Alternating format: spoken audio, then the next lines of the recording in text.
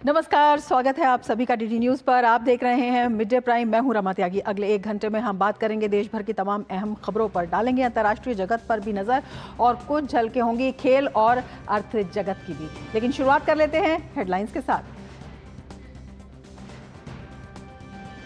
कारगिल विजय दिवस की 25वीं वर्षगांठ पर प्रधानमंत्री नरेंद्र मोदी ने युद्ध स्मारक पर जाबाज सैनिकों को दी श्रद्धांजलि। कहा, लद्दाख हो या जम्मू कश्मीर, विकास के रास्ते में आने वाली हर चुनौती का भारत देगा मुंहतोड़ जवाब।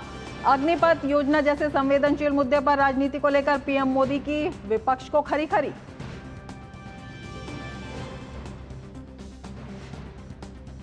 लद्दाख में 15,800 फुट की ऊंचाई पर दुनिया की सबसे ऊंची सुरंग का प्रधानमंत्री नरेंद्र मोदी ने किया शिलान्यास। कहा, शिनकुंडा सुरंग के बनने से लद्दाख की आर्थिक और सामाजिक ताकत में होगा इजाफा।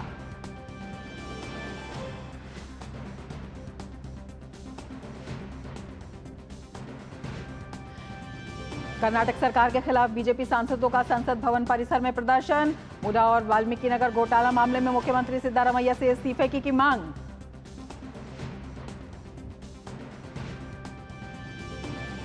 केंद्रीय गृह मंत्री अमित शाह के खिलाफ आपत्तिजनक टिप्पणी मामले में राहुल गांधी ने अदालत में लगाई हाजिरी, दर्ज कराया अपना बयान। 12 अगस्त को मुकदमे की अगली तारीख तय।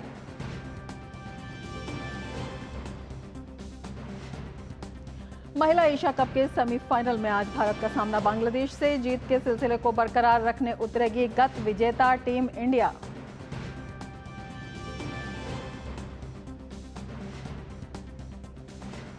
और पेरिस में सीन नदी के किनारे ओलंपिक 2024 की औपचारिक शुरुआत आज।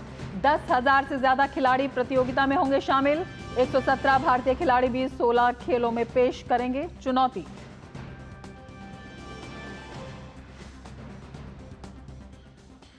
लेंगे समाचार विस्तार से। सबसे पहले बात करेंगे कारगिल विजय दिवस की।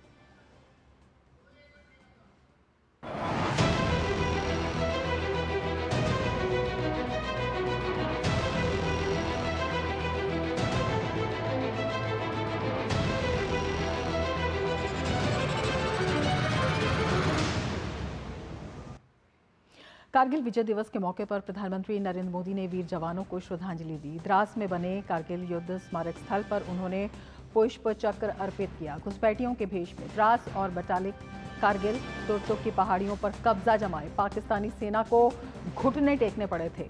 साल 1999 में भारत के वीर जवानों ने अपने रणकौशल, अदम्य साहस और पराक्रम से पराजित किया। बर्फीली चोटियों में घुसकर बैठे कायर पाकिस्तानी घुसपैठियों को भारतीय सेना ने चुन चुनकर खदेड़ दिया। पूरे 84 दिन बाद 26 जुलाई 1999 को भारत ने घोषणा की थी कि पूरे क्षेत्र को दुश्मनों से मुक्त करा लिया गया। उस वक्त एक बार फिर पाकिस्तान को मुंह की खानी पड़ी थी। प्रधानमंत्री ने पाकिस्तान द्वारा प्रायोजित आतंकवाद की नीति को एक बार फिर चेताया और स्पष्ट किया कि भारत सक्षमता से मुंहतोड़ जवाब देने के लिए हमेशा तैयार है।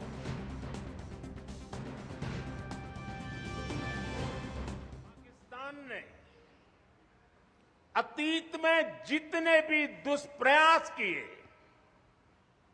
उसे मुंह की खानी पड़ी है, लेकिन पाकिस्तान ने अपने इतिहास से कुछ नहीं सीखा है। वो आतंकवाद के सहारे,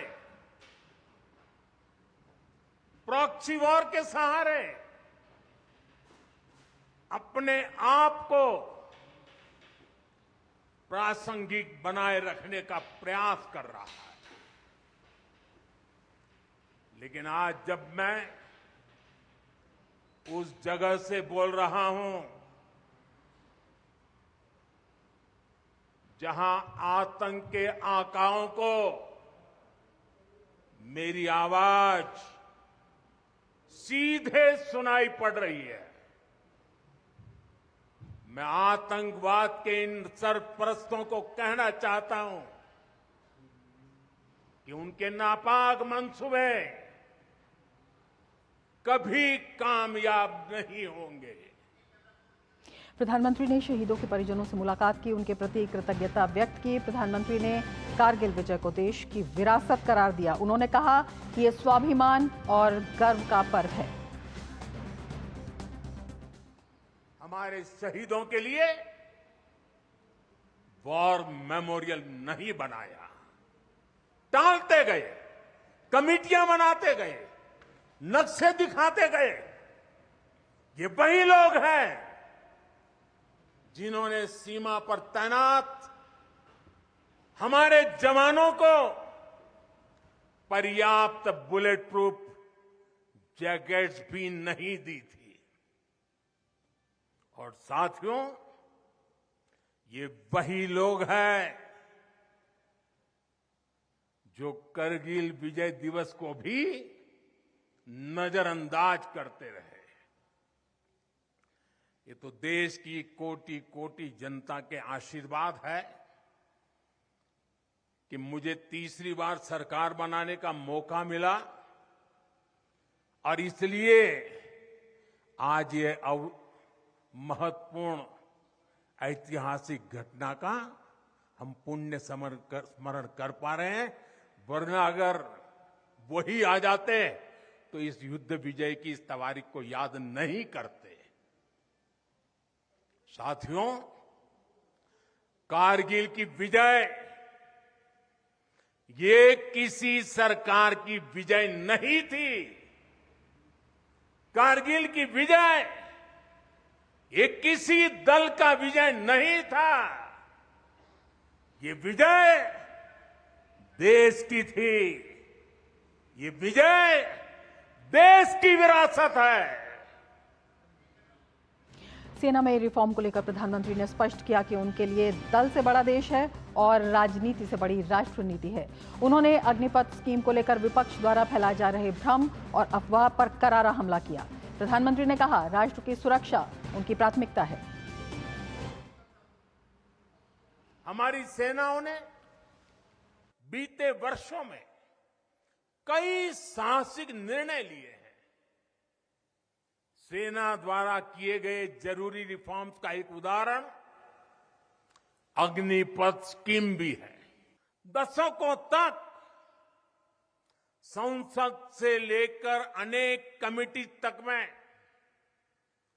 सेनाओं को युवा बनाने पर चर्चाएं होती रही है। भारत के सैनिकों की औसत आयु, एवरेज एज, ग्लोबल एवरेज से ज्यादा होना, ये हम सबकी चिंता बढ़ाता रहा है। इसलिए ये विषय बरसों तक अनेक कमिटियों में भी उठा, लेकिन देश की सुरक्षा से जुड़ी इस चुनौती के समाधान की पहले इच्छा शक्ति नहीं दिखाई गई। अग्निपथ का लक्ष्य सेनाओं को युवा बनाना है।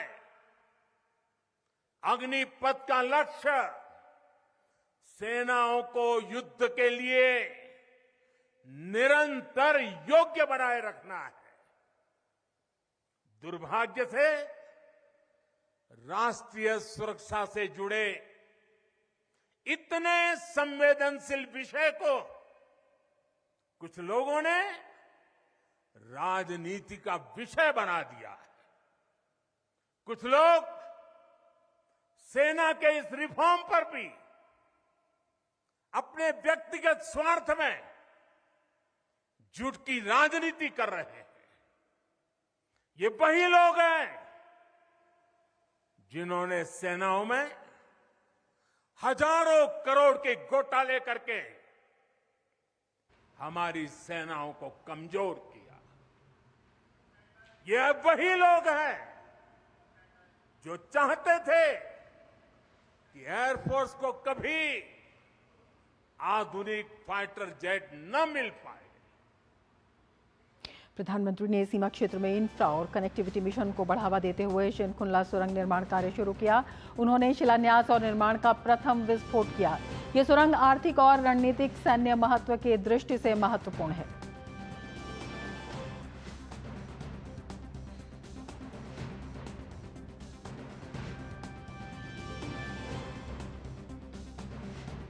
कारगिल विजय दिवस की रजत जयंती के शुभ अवसर पर पीएम मोदी ने आज कारगिल वॉर मेमोरियल द्रास में लद्दाख को एक नायाब तोहफा दिया। पीएम मोदी ने बटन दबाकर शिनकुला सुरंग का पहला विस्फोट किया। इस सुरंग का निर्माण सीमा सड़क संगठन कर रही है। इस ऑल वेदर टनल के बनने से हिमाचल और लद्दाख और करीब आ जाएंगे। साथ ही इस सुरंग का सामरिक महत्व भी है। हमारे संवाददाता विशाल बैरिस्टो ने सीमा सड़क संगठन के महानिदेशक से खास बातचीत की। प्रधानमंत्री नरेंद्र मोदी ने कुछ देर पहले यहां से वर्चुअल फर्स्ट ब्लास्ट किया है शिनकुला टनल का, और मेरे साथ हैं डीजी बीआरओ। आइए मुझसे बात करते हैं। जनरल रघु, प्रधानमंत्री ने बीआरओ की बहुत तारीफ की है। सबसे पहले हम ये जानना चाहते हैं, ये टनल कब तक कंप्लीट हो जाएगी और कितनी लंबी है ये? जैसे कि आपने बताया विशाल, ये बीआरओ के लिए एक अद्वितीय सम्मान है कि माननीय प्रधानमंत्री महोदय, जिनके गतिशील और दूरदर्शी जो इनका हर एक जो डिसीजन है, इसमें जो इन्होंने जो बहुत ही लंबित आवश्यकता थी लद्दाख क्षेत्र को, जो सामरिक दृष्टि से और आर्थिक दृष्टि से जो कनेक्टिविटी बहाल करने की जो आवश्यकता थी, इसको अभी एक बढ़ावा दिया गया है। और कब तक ये पूरा हो जाएगा? ये टनल जो है, इसकी पीडीसी 4 साल की है और ये 4 साल में हम कंप्लीट कर देंगे। ये कितनी लंबी है?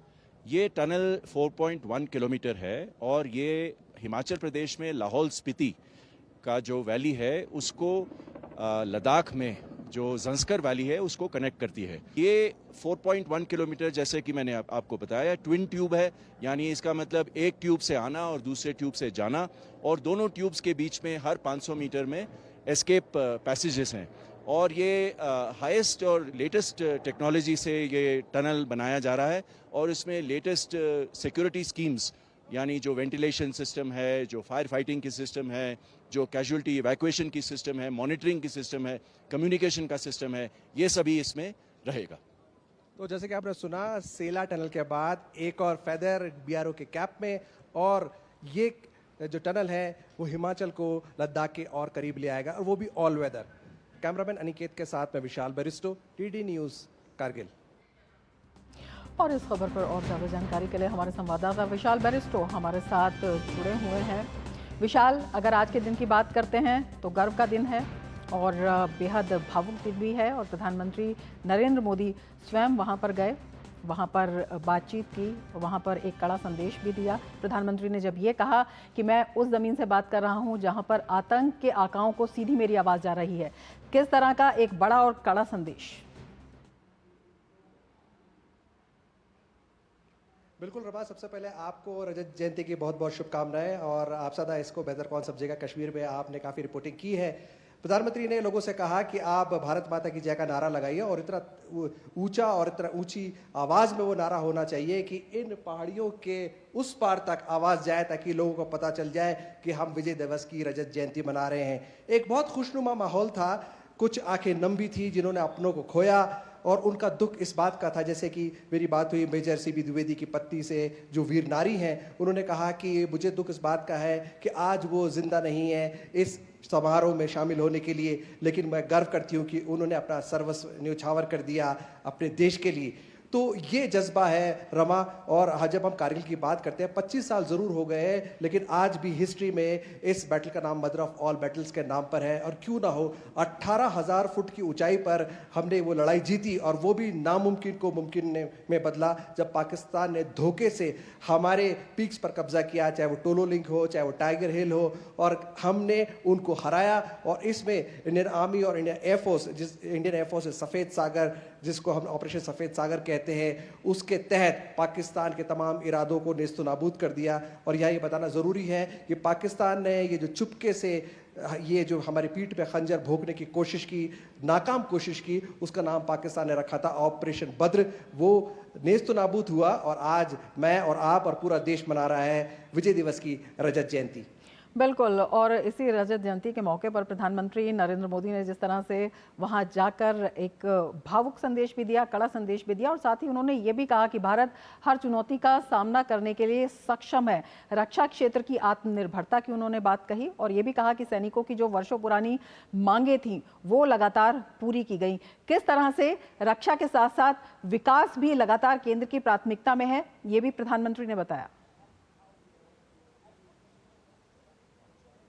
देखिए रमा, जब हम रक्षा और विकास की बात करते हैं तो ये दो सेगमेंट में इसका जवाब दूंगा। सबसे पहले प्रधानमंत्री ने बात की डिफेंस रिफॉर्म्स की। उन्होंने कहा कि सालों से हमारी जो फौजें हैं वो मांग कर रही थी कि डिफेंस रिफॉर्म्स किए जाएं, लेकिन पुरानी सरकारों ने हिम्मत ही नहीं दिखाई।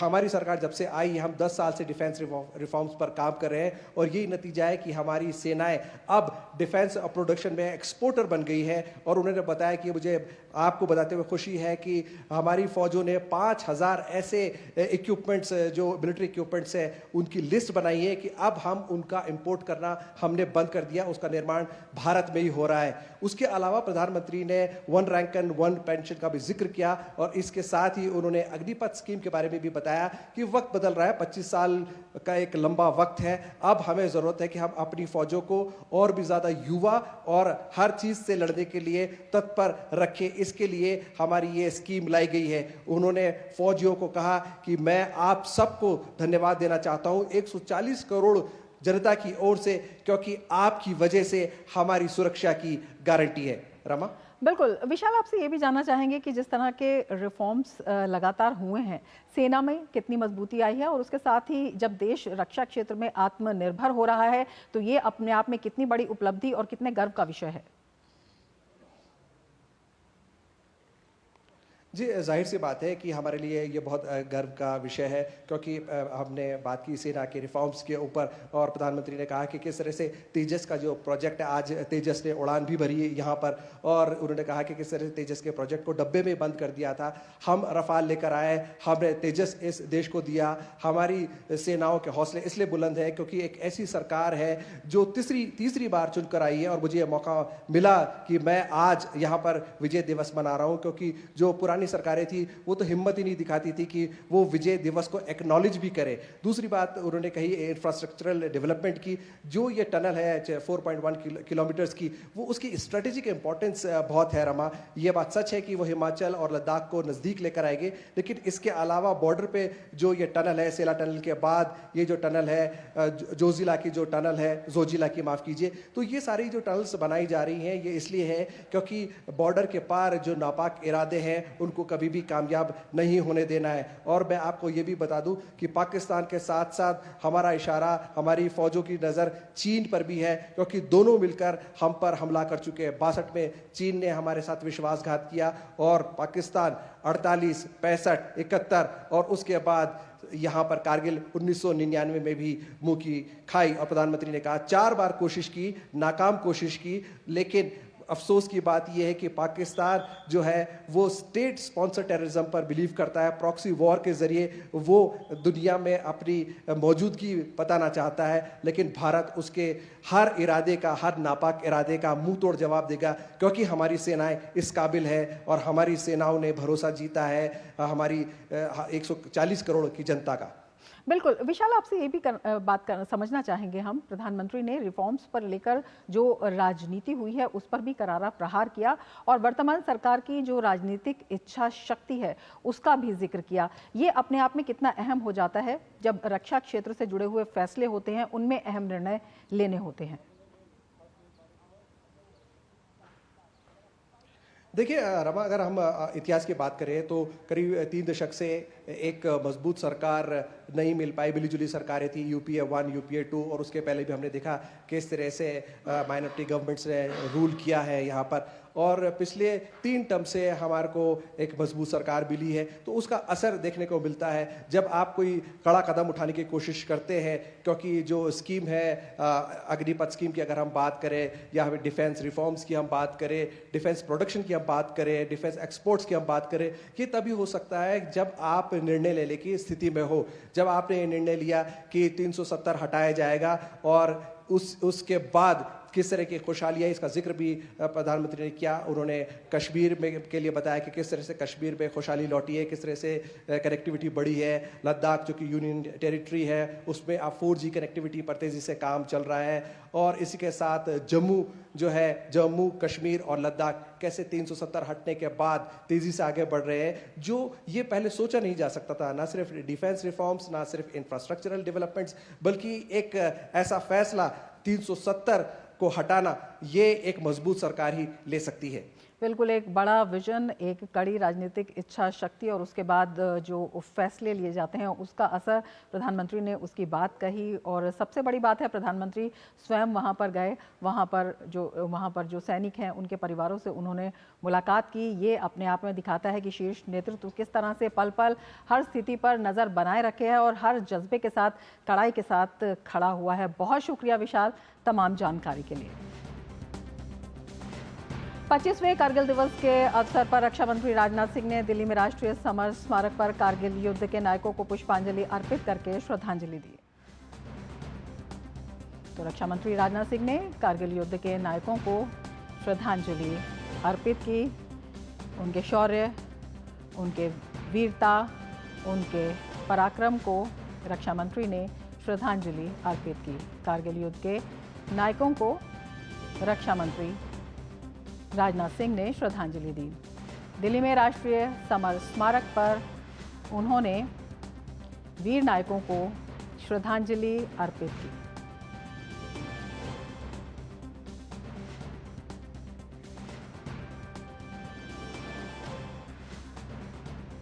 गृहमंत्री अमित शाह ने कारगिल के वीर जवानों को नमन किया। उन्होंने एक्स पर अपने संदेश में कहा, कारगिल विजय दिवस सेना के वीर जवानों के शौर्य के अटूट संकल्प का प्रतीक है। कारगिल में युद्ध में वीर जवानों ने हिमालय की दुर्गम पहाड़ियों में पराक्रम की पराकाष्ठा का परिचय देते हुए दुश्मन की सेना को घुटने टेकने पर मजबूर किया और कारगिल में पुनः तिरंगा लहराकर देश को गौरवान्वित किया। आज कारगिल विजय दिवस पर इस युद्ध में अपने साहस से मातृभूमि की रक्षा करने वाले वीर जवानों को नमन करता हूं। आपके त्याग, समर्पण और बलिदान को कृतज्ञ राष्ट्र कभी भुला नहीं पाएगा।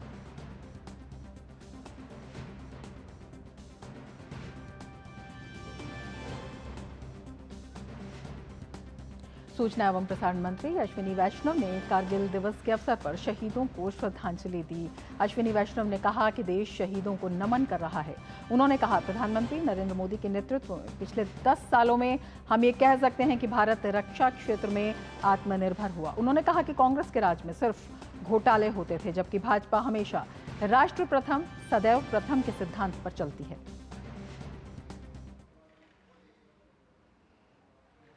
आज ऐतिहासिक कारगिल विजय दिवस है। माननीय प्रधानमंत्री श्री नरेंद्र मोदी जी की हिस्टोरिक थर्ड टर्म में जिस तरह से प्रधानमंत्री जी ने पिछले 10 वर्षों में डिफेंस में बड़े रिफॉर्म्स किए हैं, उस रिफॉर्म्स का आज रिजल्ट दिखाई दे रहा है।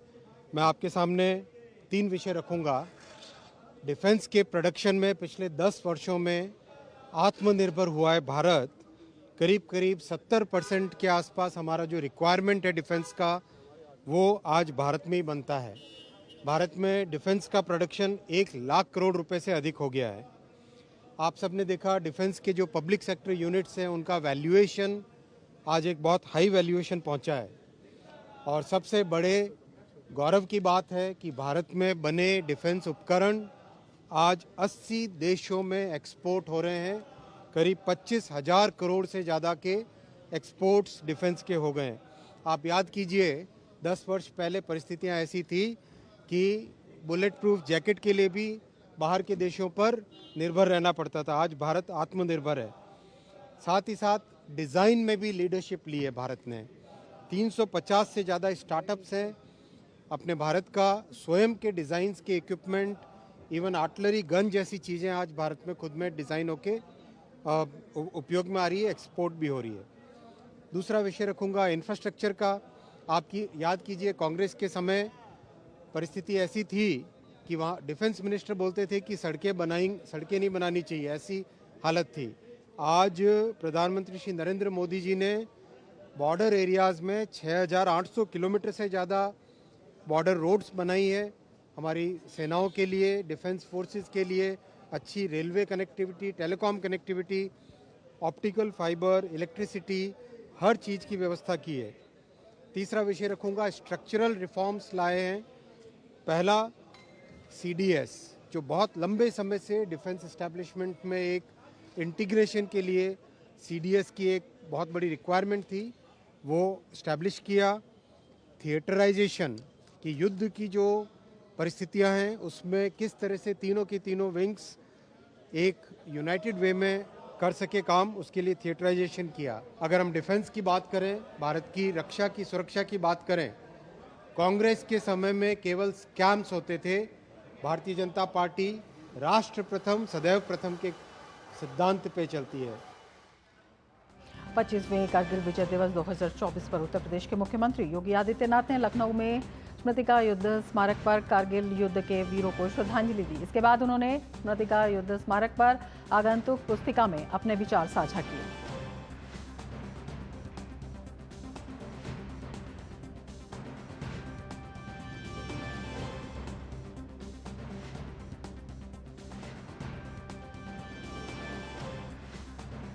कारगिल विजय दिवस की 25वीं वर्षगांठ पर भारतीय वायुसेना ने सोशल मीडिया प्लेटफॉर्म X पर एक वीडियो शेयर किया है।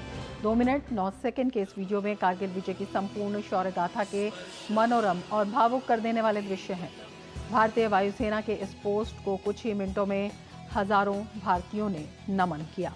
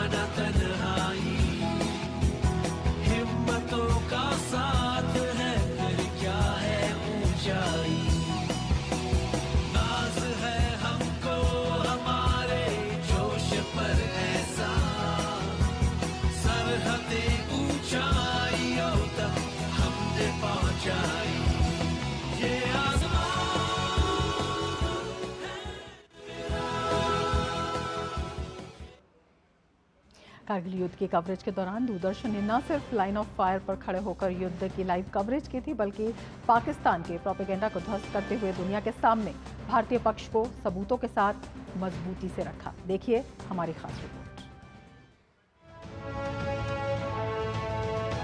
दुनिया की सबसे ऊंची युद्ध भूमियों में से एक करगिल में आज से 25 वर्ष पहले जब भारतीय सेना के रणबांकुरे पाकिस्तान की हिमाकत का जवाब दे रहे थे, तब दूरदर्शन की निगाहों से ही देश ने पहली बार अपने सैनिकों के शौर्य और पराक्रम को सजीव ढंग से देखा था। करगिल का युद्ध पारंपरिक युद्धों से बिल्कुल जुदा था। इस युद्ध में दुश्मन पहाड़ की चोटियों पर बैठा था और भारतीय सैनिक पहाड़ की तलहटी से उन पर चढ़ाई कर रहे थे। कुछ हद तक मध्यकालीन युद्धों की तरह दुर्ग पर चढ़ाई करने की रणनीति की तरह भारतीय सैनिकों की टुकड़ियों ने एक एक कर सभी पहाड़ी चोटियों पर फतह हासिल करते हुए पाकिस्तान को पराजय का स्वाद चखाया। दूरदर्शन संवाददाता रुद्रनाथ सान्याल उन चुनिंदा पत्रकारों में शुमार हैं जो सबसे पहले करगिल पहुंचे थे। वे याद करते हुए बताते हैं कि करगिल का युद्ध सबसे भीषण तो था ही, लेकिन इसी युद्ध ने भारतीय सैनिकों की क्षमता और दक्षता का परिचय दुनिया को फिर से दिखाया। भारतीय सैनिकों ने दिखा दिया कि वे हर मुश्किल परिस्थिति में डटकर मुकाबला कर सकते हैं। It was not a full-fledged war. It was not a maneuver war as wars are supposed to be. It was an interdiction warfare. Now, what is an interdiction war? Interdiction war is like the kind of war that used to be fought in the 18th century or even in the medieval times, where you had to capture a fort. So when you have to capture a fort, then you have to lose lives. So we couldn't actually cross the international border. We could, but India chose not to. India was fighting this war or operation along the line of control. And the Pakistanis had violated that in winter, occupied the peaks, which was supposed to be unoccupied, and then when summer, the snow melted, they took advantage of it, and they, from that height, they took the advantage and they started firing artillery shots at the Indian Army and the rest of the population. जून 1999 में करगिल अभियान ने यह भी दिखाया कि कैसे पाकिस्तान के मनोवैज्ञानिक हमलों को भारतीय सेना के त्वरित और साहसी पलटवारों ने पूर्ण रूप से विफल कर दिया। इसी के साथ दूरदर्शन ने भी अपनी कवरेज से साबित कर दिया कि ऑपरेशन विजय फुल फ्लेज मैन्यूवर वॉर नहीं था, बल्कि इंटरडिक्शन वॉरफेयर का उदाहरण था, जहां भारतीय सेना को एक पहाड़ नहीं बल्कि ढेर सारी पहाड़ियों पर चढ़कर जीत हासिल करनी थी। दूरदर्शन जब पहुंचा, वो जाके कारगिल जाके देखा, फिर वापस आए हम लोग। द्रास जो सीन ऑफ एक्शन है, केवल द्रास पंद्रास नहीं था, और भी जगह था वो, जैसे कि बटालिक सेक्टर, फिर आपका मॉस्को वैली, वो सब भी था। तो उसी रेट में जो हम देख के गए थे, यार ये तो शेल तो एकदम ऊपर से जा रहा है पूरा, तो वहाँ जाके हम लोग करके वो समझाया। और ये कहना अनुचित नहीं होगा कि प्रधानमंत्री खुद, उनके वहाँ से फ़ोन आया जब हम लोग आए वहाँ वापस, तो हमें बुलाया गया। उन्होंने बोला बहुत अच्छा कवरेज हुआ, अटल बिहारी वाजपेयी जी थे प्राइम मिनिस्टर, क्योंकि दूरदर्शन आके समझाया वो, बिकॉज वो साइकोलॉजिकल ऑफिसर्स को ख़त्म कर दिया कि ये देखो ये तो इंटरडिक्शन वॉर है। अगर ये टाइगर, पहले दुनिया देखा कि टाइगर है क्या, टोलोडिंग क्या है, वो जो हिल है, वो जो पीक है, वो तो पीक एक पीक नहीं है, बहुत सारे छोटे छोटे पीक्स क्रॉस करके छोटा छोटा हिलॉक्स होता है, हिल होता है, फिर वो चीज़, तो उस पर टाइम लगेगा।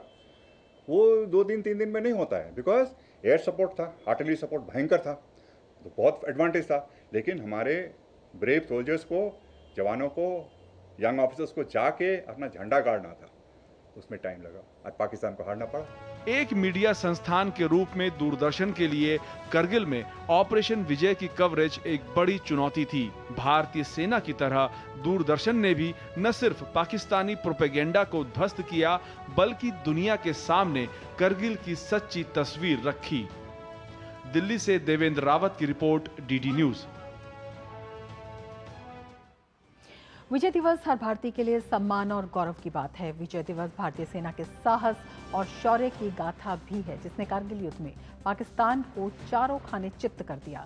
कारगिल युद्ध उन जांबाज भारतीय सैनिकों के साहस और बलिदान की भी गाथा है, जिन्होंने इस युद्ध में अपने खून का आखिरी कतरा देश की रक्षा के लिए न्यौछावर कर दिया, और जिनकी चर्चा के बिना कारगिल युद्ध की विजय गाथा पूरी नहीं हो सकती। कारगिल युद्ध में असाधारण साहस और बलिदान के लिए 4 बहादुर सैनिकों को परमवीर से सम्मानित किया गया। आज हम कारगिल युद्ध के उन शूरवीरों की बहादुरी के किस्से बताएंगे, जिन्होंने अपनी जान पर खेलकर दुश्मनों के छक्के छुड़ा दिए।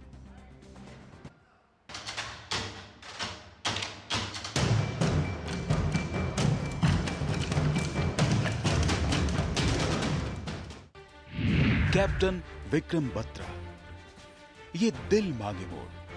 After another bunker was captured, my company's success की नलवाज, ये दिल मांगे मोर।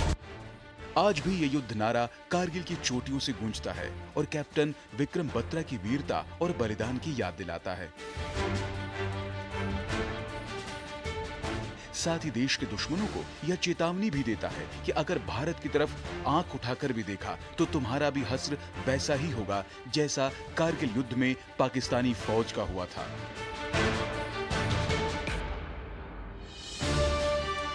कैप्टन विक्रम बत्रा भारतीय सेना की 13वीं बटालियन जम्मू और कश्मीर राइफल्स के आर्मी ऑफिसर थे। कारगिल युद्ध के दौरान विक्रम बत्रा ने द्रास सेक्टर में 5140 पर दुश्मन के छक्के छुड़ाते हुए अपने कब्जे में ले लिए। इसके बाद उन्होंने पॉइंट 4875 पर दोबारा कब्जा करने में बेहद महत्वपूर्ण भूमिका निभाई। दुश्मन के ठिकाने को नष्ट करते हुए और अपने साथी को बचाने के क्रम में वो शहीद हो गए। कैप्टन विक्रम बत्रा को उनकी बहादुरी के लिए मरणोपरांत भारत के सर्वोच्च सैन्य पुरस्कार परमवीर चक्र से सम्मानित किया गया। उनकी वीरता की वजह से उन्हें कारगिल युद्ध के नायक के रूप में जाना जाता है। ग्रेनेडियर योगेंद्र सिंह यादव 18वीं ग्रेनेडियर्स रेजिमेंट का हिस्सा रहे ग्रेनेडियर योगेंद्र सिंह यादव ने टाइगर हिल पर करीब 5500 मीटर की ऊंचाई पर पाकिस्तानी सेना द्वारा बनाए गए बंकरों को नष्ट करने में बेहद महत्वपूर्ण भूमिका निभाई। जितनी दुर्गम चढ़ाई थी उससे कई गुना ज्यादा उनका हौसला था। बंकरों पर कब्जा करने के दौरान वे गंभीर रूप से घायल हो गए थे। उन्हें 15 गोलियां लगी थी। इसके बावजूद असाधारण वीरता और नेतृत्व का प्रदर्शन करते हुए उन्होंने न केवल दुश्मन के बंकरों को नष्ट किया बल्कि अनेक दुश्मन सैनिकों को मार गिराया। उनकी असाधारण बहादुरी के लिए उन्हें परमवीर चक्र से सम्मानित किया गया। मात्र 19 साल की आयु में परमवीर चक्र से सम्मानित होने वाले वे सबसे कम उम्र के सैनिक बन गए। ये जो परमवीर चक्र मेडल है, ये इन्हीं वीरों के लहू का वो चिराग है। गौरव महसूस होता है कि उन्होंने प्राणों की आहुति देकर के एक चिराग मेरे सीने पर लगाया और इस देश को एक स्वर्णिम जीत का एहसास दिलाया, खुशी मनाने का मौका दिया और पूरा राष्ट्र आज इन वीरांगनाओं को, इन वीरों को, उन परिवारों को सत सत नमन भी करता है, श्रद्धांजलि भी अर्पित करता है और गौरवान्वित भी महसूस करता है। लेफ्टिनेंट मनोज कुमार पांडे 1/11 गोरखा राइफल्स के लेफ्टिनेंट मनोज कुमार पांडे ने कारगिल युद्ध में दुश्मनों को परास्त करने में अहम भूमिका निभाई थी। उन्हें पाकिस्तानियों द्वारा कब्जा किए गए खालू बार टॉप को खाली कराने की जिम्मेदारी मिली थी। युद्ध में घायल होने के बावजूद अदम्य साहस का परिचय देते हुए लेफ्टिनेंट मनोज पांडे ने पाक सेना द्वारा कब्जा की गई सीमा चौकियों को अपने कब्जे में ले लिया। लड़ाई में इस वीर योद्धा ने देश के लिए अपना सर्वोच्च बलिदान दे दिया। उनकी वीरता के लिए मरणोपरांत उन्हें परमवीर चक्र से सम्मानित किया गया। Rifleman Sanjay Kumar rifleman Sanjay Kumar Jammu Kashmir rifles की 13वीं बटालियन के सदस्य थे। उन्होंने मुश्को घाटी में 16,000 फीट की ऊंचाई पर स्थित पॉइंट 4875 पर एक टॉप क्षेत्र पर कब्जा करने में अदम्य साहस का परिचय दिया। यह मोर्चा घाटी में एक महत्वपूर्ण ठिकाने पर था और राष्ट्रीय राजमार्ग 1A के पास था। इस पॉइंट पर कब्जा करते समय संजय कुमार लहूलुहान हो गए थे, लेकिन अपनी जान की परवाह किए बिना वे दुश्मन पर टूट पड़े। वह तब तक दुश्मन से जूझते रहे थे जब तक पॉइंट 4875 फ्लैट टॉप दुश्मनों से पूरी तरह खाली नहीं हो गया। उनकी वीरता के लिए उन्हें परमवीर चक्र से सम्मानित किया गया। और कारगिल युद्ध के नायकों में मेजर सीबी द्विवेदी भी थे, जो कारगिल युद्ध में शहीद हो गए थे। शहीद मेजर सीबी द्विवेदी के परिवार के साथ द्रास में हमारे संवाददाता विशाल बैरिस्टो ने खास बातचीत की। मेरे साथ है मेजर सीबी द्विवेदी का परिवार, वीर नारी, उनकी दोनों बेटियां। आइए मुझसे बात करते हैं और जानते हैं। रजत जयंती है, आपकी आंखों में अभी से आंसू दिखाई दे रहे हैं मुझे। पहले भी हम बोले थे कि ये खुशी की और गम दोनों का आंसू है। ये एक्चुअली यहाँ आते हैं तो लगता है कि मेरे हस्बैंड यहाँ पे हैं और उनसे हम मिलने जा रहे हैं। मेजर द्विवेदी की वजह से हम यहाँ पर इस दिन को मना रहे हैं।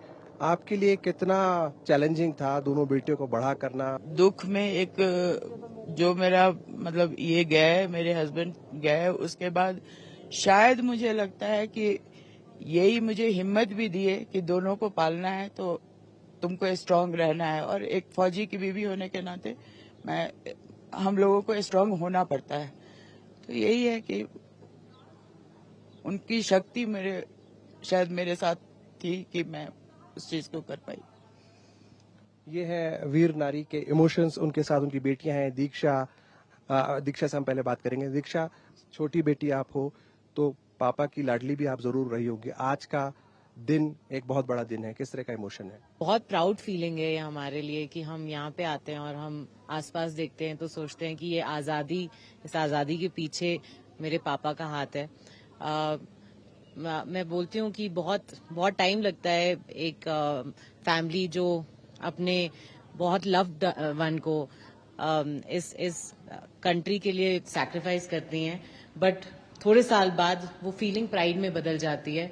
कैमरामैन अनिकेत दुबे के साथ मैं विशाल बरिस्टो, डीडी न्यूज, कारगिल। और मीडिया प्राइम में अब वक्त है एक ब्रेक का। आप देखते रहिए DD news.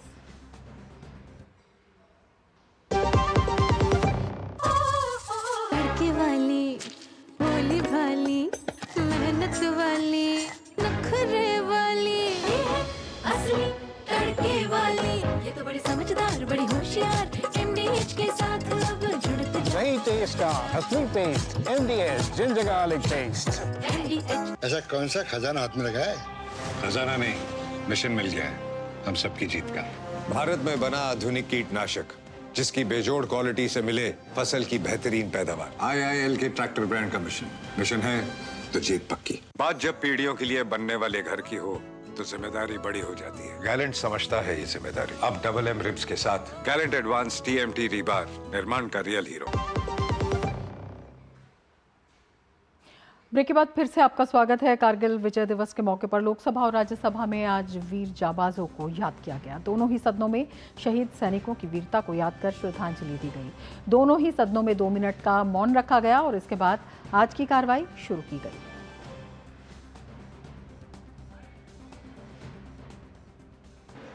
The grateful nation is celebrating the 25th anniversary of Kargil Vijay Divas,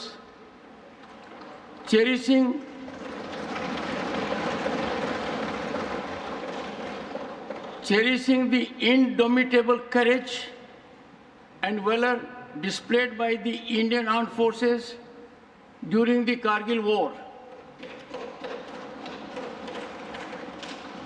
On this occasion, this House salutes the determination and commitment of our armed forces for their extraordinary bravery, leading to the resounding victory over the enemy despite the adverse weather conditions and difficult terrain of Kargil. आज हमारा देश राष्ट्रीय एकता, संप्रभुता और अखंडता की रक्षा के लिए समर्पित भारतीय सेना के अद्भुत पराक्रम और बलिदान की याद में कारगिल विजय दिवस की 25वीं वर्षगांठ मना रहा है। कारगिल युद्ध के दौरान हमारे वीर सैनिकों ने कठिन भौगोलिक बाधाओं, प्रतिकूल मौसम के बावजूद अदम्य साहस और असाधारण वीरता का परिचय देते हुए विजय श्री प्राप्त की है। इस अवसर पर ये सभा अपने वीर सैनिकों को नमन करती है। मैसूर शहरी विकास प्राधिकरण, वाल्मीकि नगर घोटाला और SCAT फंड के दुरुपयोग का मामला संसद के दोनों सदनों में उठाया गया। राज्यसभा में सुधांशु त्रिवेदी ने कर्नाटक में हुए मुडा घोटाले पर कार्यस्थगन का प्रस्ताव दिया। सभापति ने प्रस्ताव को खारिज कर दिया। बीजेपी सांसद करारी सदन में मुडा और वाल्मीकि कथित घोटालों का उन्होंने भी मुद्दा उठाया, जिसके बाद कांग्रेस के सांसदों ने भाजपा सांसद करारी को बोलने की अनुमति देने पर हंगामा किया। इस बार उन्होंने क्या किया, वही वोट से जीत के आया, वो लोगों को पैसा लूट कर दिया। कैसा, वो Valmiki schedule tribe development corporation में 187 करोड़ रुपीस अलग अलग खाते में, तेलंगाना, आंध्रा, कर्नाटका, ऐसा 2070 खाते में बांट दिया। उसको फिर विड्रॉ किया, वही पैसा लोकसभा इलेक्शन में खर्च किया, ऐसा आरोप है उनके ऊपर। इसलिए मैंने ये डिमांड कर रहा था हाउस में, उसको CBI इंक्वायरी करना है। वो चीफ मिनिस्टर का अंडर ये फाइनेंस मिनिस्टर आते हैं, इसलिए ये नैतिक जिम्मेदारी के नाते से चीफ मिनिस्टर भी रिसिग्नेशन करने के लिए हमारा डिमांड है। कर्नाटक की कांग्रेस सरकार ने अनुसूचित जनजाति के इस फंड में और अनुसूचित जाति के फंड में जिस प्रकार का भ्रष्टाचार किया है, इसकी उच्च स्तर से जांच हो। और चूंकि इसमें संलिप्तता मंत्री की है, वो इस्तीफा भी दे चुके हैं। इसमें मुख्यमंत्री को भी इसकी नैतिक जिम्मेदारी लेनी चाहिए। वहीं लोकसभा में शून्यकाल के दौरान भाजपा सांसद पीसी मोहन ने कर्नाटक में हुए कथित घोटाले का मुद्दा उठाया। तो मुख्यमंत्री इसके लिए जिम्मेदार है। तो इस विषय को लेके आज लोकसभा में हमारे बेंगलुरु नॉर्थ के एमपी श्री पीसी मोहन, तो बेंगलुरु सेंट्रल के एमपी श्री पीसी मोहन, राज्यसभा के हमारा हिरण्णा कडाडी जी, ये दोनों उठाया। दोनों सदनों में कांग्रेस पार्टी, जो भ्रष्ट कांग्रेस सरकार है उधर, उसको बचाना चाहती है, सेफगार्ड करना चाहते हैं। इसलिए राज्यसभा में तो बिल्कुल अलो ही नहीं किया, लोकसभा में शोर शराबा करके पीसी मोहन को बात करने के रोकने का कोशिश किया। कर्नाटक में कांग्रेस की सिद्धारमैया सरकार के खिलाफ कर्नाटक के बीजेपी सांसदों ने संसद भवन परिसर में प्रदर्शन किया। बीजेपी सांसदों ने मैसूर शहरी विकास प्राधिकरण और वाल्मीकि नगर घोटाला मामले में मुख्यमंत्री सिद्धारमैया के इस्तीफे की मांग की। बीजेपी सांसद बसवराज बोम्मई ने कहा कि दलितों के हितों की बात करने वाली कांग्रेस चुप क्यों है। साथ ही उन्होंने दलितों का हक मारने को लेकर कांग्रेस हाईकमान से सवाल पूछा। वो जो दलितों का पैसा है 187 करोड़ कांग्रेस सरकार ने लूट लिया है। एक मंत्री राजीनामे दे के जेल में है, वो पूरा जिम्मेदारी मुख्यमंत्री की है। और दलितों के बारे में इतना बड़ा बड़ा बात करने वाले राहुल गांधी कांग्रेस कहाँ है। दलितों का SCP टेस्ट भी पैसा है 25,000 करोड़ 2 बरस में डाइवर्ट कर दिया है। दलितों को अन्याय किया है, SC ST को अन्याय किया है। इतना बड़ा धोखा भारत देश में कोई और सरकार नहीं किया जो कांग्रेस कर्नाटक में किया है। केंद्रीय स्वास्थ्य मंत्री जेपी नड्डा ने लोकसभा में प्रश्नकाल के दौरान कहा, दवाई बनाने के मामले में हम दुनिया की सबसे सस्ती और प्रभावी दवा बना रहे हैं और विदेश में कुछ कंपनियों की खांसी की दवा को बैन करने से जुड़े सवाल पर जेपी नड्डा ने कहा, कदम उठाए गए हैं कि इस तरह की घटना दोबारा न घटे।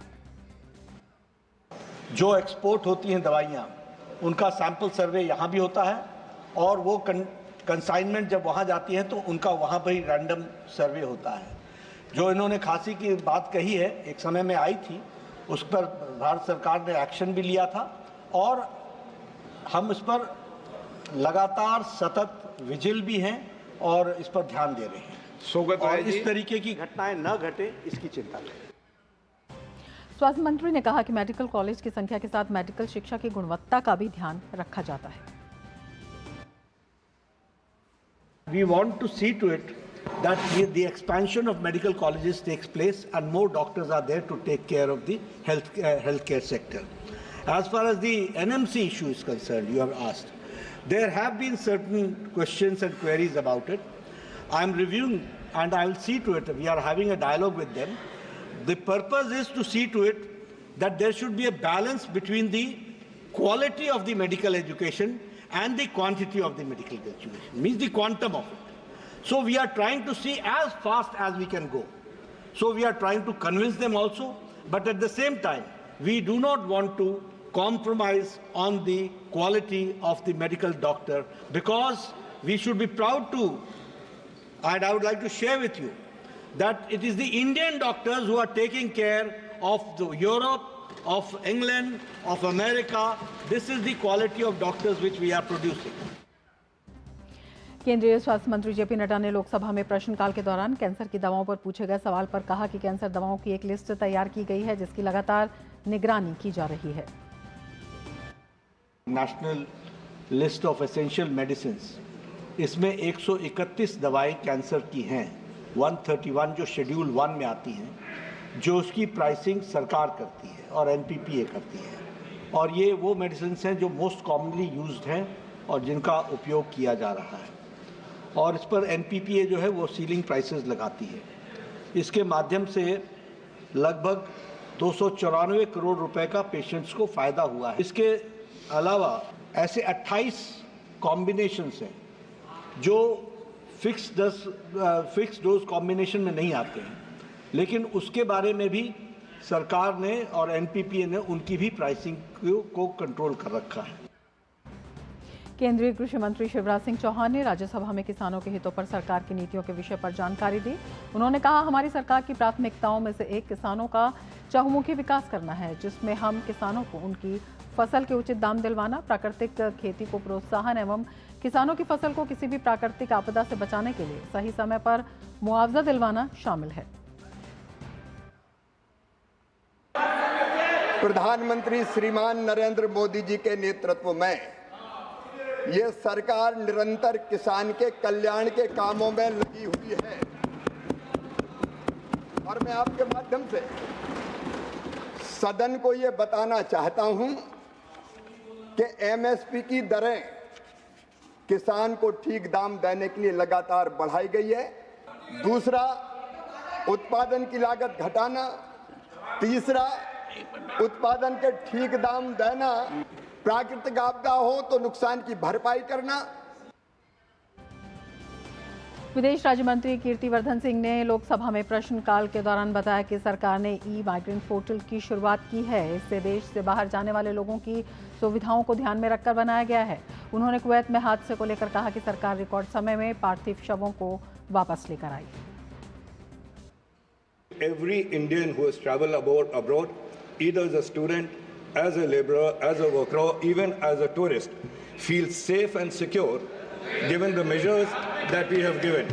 रिकॉर्ड टाइम में हम लोग कुवैत से मॉर्टल रिमेन्स लाए थे। वो उनका इंटरनल मैटर है एंड वो लोग अब पूरे ध्यान से उसको देख रहे हैं कि ऐसी ट्रेजेडी वहाँ ना हो। They are going over the system there, but that is their matter. Our responsibility lies in providing all assistance. और संसद से और ज़्यादा जानकारी के लिए हमारे संवाददाता शैलेंद्र मिश्र के पास चलते हैं। शैलेंद्र हमारे साथ जुड़े हुए हैं। शैलेंद्र, आपसे जानना चाहेंगे किस तरह से चल रही है संसद की कार्रवाई। काफ़ी अहम विषय हैं जो सदन के पटल पर हैं। देखिए, लोकसभा और राज्यसभा दोनों जगह पर इस वक्त हम देख रहे हैं कि आम बजट और जम्मू कश्मीर बजट पर चर्चा चल रही है। गुलाम अली जो नॉमिनेटेड सांसद हैं वो राज्यसभा में इस वक्त बजट चर्चा में हिस्सा ले रहे हैं, तो वहीं लोकसभा में डीएमडी के तमिलनाडु के सांसद वो अपनी बात रख रहे हैं। इससे पहले हमने देखा कि राजू रंजन सिंह लल्लन सिंह जो केंद्र में मंत्री भी हैं, जेडीयू के नेता हैं, उन्होंने जोरदार तरीके से बजट चर्चा में हिस्सा लेते हुए विपक्ष के रवैये पर निशाना साधा कि आखिर विपक्ष ये क्यों कह रहा है कि बिहार और आंध्र को जब ज़्यादा आवंटन किया गया है तो उनको क्या आपत्ति है, क्योंकि बिहार और आंध्र प्रदेश जो राज्य हैं वो भी हम इसी भारत के राज्य हैं, तो ऐसे में क्या दिक्कत है। तो हमने देखा कि जोरदार हमला सत्ता पक्ष की तरफ से, एनडीए की सहयोगियों की तरफ से विपक्ष के रुख पर बोला गया है। आज हमने राज्यसभा में देखा कि प्रश्नकाल के दौरान जब एमएसपी की लीगल गारंटी से जुड़ा जो सवाल था उसका जवाब देते हुए शिवराज सिंह चौहान केंद्रीय कृषि मंत्री ने विस्तार से बताया कि कैसे एमएसपी बढ़ाने का काम मोदी सरकार ने किया है, कैसे किसानों के कल्याण के लिए तमाम काम किए गए हैं, और जो कमेटी है उसकी एक रिपोर्ट, उसका एक इंतजार भी हो रहा है, उसके बाद और कदम उठाए जाएंगे। उसको हम देख रहे हैं, उस पर कांग्रेस पार्टी और तमाम इंडी गठबंधन के सहयोगी संतुष्ट नजर नहीं आ रहे थे। वो उस वक्त हंगामा भी कर रहे थे, थोड़ी देर के लिए राज्यसभा के सभापति को हस्तक्षेप भी करना पड़ा, तब जाकर हमने देखा कि सुचारू रूप से राज्यसभा की कार्रवाई आगे बढ़ी। कांग्रेस ये कह रही है कि एमएसपी की लीगल गारंटी से जुड़ा सवाल था और उस पर कांग्रेस के नेताओं ने मीडिया से बातचीत करते हुए अपनी बात भी रखी है। आज हम संसद के दोनों सदनों में देख रहे हैं बीजेपी ने कर्नाटक। शैलेंद्र, तमाम जानकारी के लिए। आगे बढ़ते हैं। कारगिल विजय दिवस के मौके पर देश आज शहीदों को नमन कर रहा है। पाकिस्तान पर शानदार फतेह की याद का ये जश्न देश भर में मनाया जाता है। इस अवसर पर सूचना एवं प्रसारण मंत्री अश्विनी वैष्णव ने भी कारगिल विजय दिवस के अवसर पर शहीदों को श्रद्धांजलि दी। इस मौके पर उन्होंने रक्षा क्षेत्र में भारत के बढ़ते कद और सीमा क्षेत्र में सड़कों के निर्माण पर प्रकाश डाला। रक्षा क्षेत्र में भारत का दबदबा तेजी से बढ़ रहा है। आज भारत इस क्षेत्र में न केवल आत्मनिर्भर बन रहा है बल्कि 80 देशों को रक्षा उपकरणों का निर्यात भी कर रहा है। आज भारत के हथियार उत्पादन सार्वजनिक क्षेत्र के उद्यमों, निजी रक्षा कंपनियों और विदेशी फर्मों के सहयोग के साथ आगे बढ़ता नजर आ रहा है। देश ने मिसाइल प्रौद्योगिकी, नौसेना जहाज निर्माण और विमान निर्माण जैसे क्षेत्रों में महत्वपूर्ण प्रगति की है। इसके अतिरिक्त अनुसंधान और विकास पर जोर बढ़ रहा है, जिसमें रक्षा अनुसंधान और विकास संगठन जैसे संस्थान नवाचार और स्वदेशी प्रौद्योगिकी विकास में महत्वपूर्ण भूमिका निभा रहे हैं। आंकड़े बताते हैं कि वित्त वर्ष 2013-14 की तुलना में पिछले 10 वर्षों में रक्षा निर्यात में 31 गुना वृद्धि हुई है। सूचना एवं प्रसारण मंत्री अश्विनी वैष्णव ने इसे सरकार की बड़ी उपलब्धि बताया और कहा कि प्रधानमंत्री नरेंद्र मोदी के नेतृत्व में पिछले 10 सालों में भारत रक्षा क्षेत्र में आत्मनिर्भर बना है। भारत में 70% रक्षा उपकरणों का उत्पादन हुआ है और लगभग 25,000 करोड़ रुपए के रक्षा उत्पाद निर्यात हुए हैं। डिफेंस के प्रोडक्शन में पिछले 10 वर्षों में आत्मनिर्भर हुआ है भारत। करीब 70% के आसपास हमारा जो रिक्वायरमेंट है डिफेंस का, वो आज भारत में ही बनता है।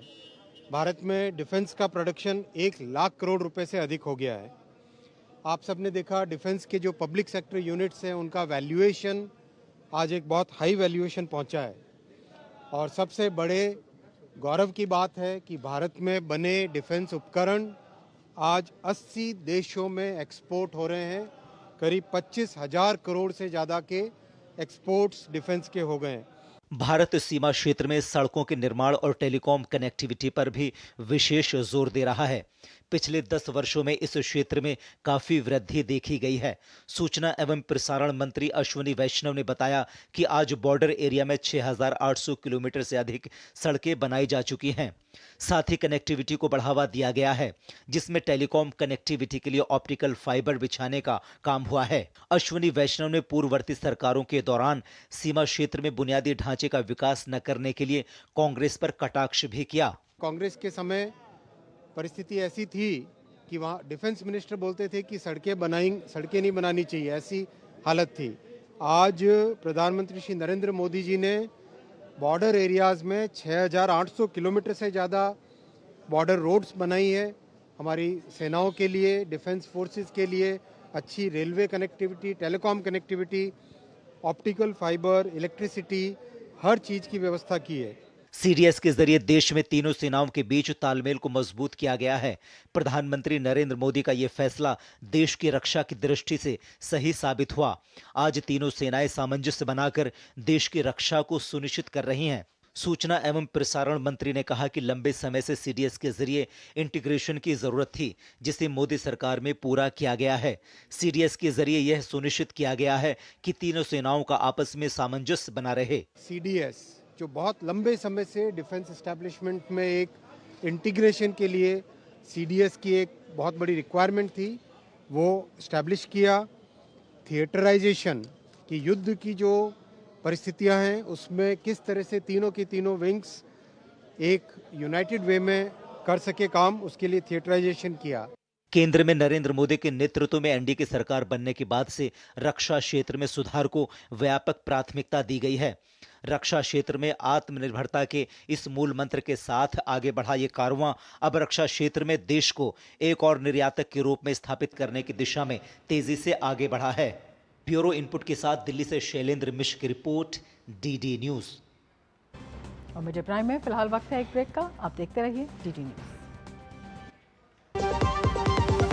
दादी के हाथों का जादू और खुशबू से महकता घर। MDH गरम मसाला, असली मसालों से भरा हूँ मैं, क्योंकि हर रिश्ता है स्वाद से जुड़ा। ए संभाल कर, हाँ, आई मारो पप्पा फॉरेन थी लाई आव्यो। हाँ, ए सत्यानाश भाई, नुकसान कैसा भरेगा तुम? स्टॉक मार्केट में भी रिस्क उतना ही लें जितने की कैपेसिटी और रिस्क की जानकारी हो। ऑप्शंस ट्रेडिंग बहुत सोच समझ कर करें। अरे वाह दिकरा, एकदम बराबर। रिस्क समझ कर लेने का। सोच कर, समझ कर, इन्वेस्ट कर। केंद्रीय गृह मंत्री अमित शाह के बारे में कथित तौर पर आपत्तिजनक टिप्पणी करने के मामले में दायर मानहानि मामले में लोकसभा में विपक्ष के नेता और कांग्रेस सांसद राहुल गांधी उत्तर प्रदेश के सुल्तानपुर कोर्ट में पेश हुए। राहुल गांधी सदन की कार्रवाई के चलते पिछली तारीख को पेश नहीं हो सके थे। उल्लेखनीय है कि राहुल गांधी के विरुद्ध जिले के भाजपा नेता विजय मिश्रा ने एक परिवाद MP MLA कोर्ट में 4 अगस्त 2018 को दायर किया था। राहुल गांधी पर कर्नाटक की एक चुनावी जनसभा में अमित शाह को लेकर हत्या शब्द का प्रयोग किया गया था। इससे आहत होकर विजय मिश्रा कोर्ट की शरण में पहुंचे थे। इसके बाद कोर्ट में तारीखें पड़ती रहीं, लेकिन राहुल हाजिर नहीं हुए। अंत में बीते वर्ष दिसंबर में कोर्ट ने राहुल गांधी के विरुद्ध NBW की कार्रवाई की। तब उनके अधिवक्ता कोर्ट में हाजिर हुए और उन्होंने समय मांगा। 20 फरवरी को उन्होंने MP MLA कोर्ट में हाजिरी लगाई। कोर्ट ने उन्हें 25-25 हज़ार के 2 बेल बॉन्ड पर जमानत दी थी। हमारी तरफ से जो है ऑनरेबल कोर्ट ने क्वेरी किया कि आपको एविडेंस देना है। हमने कहा हमको एविडेंस देना है, तो एविडेंस में 12/8 तारीख नियत किया गया। 12/8 को हमारी तरफ से गवाही पेश होगी, गवाही देंगे।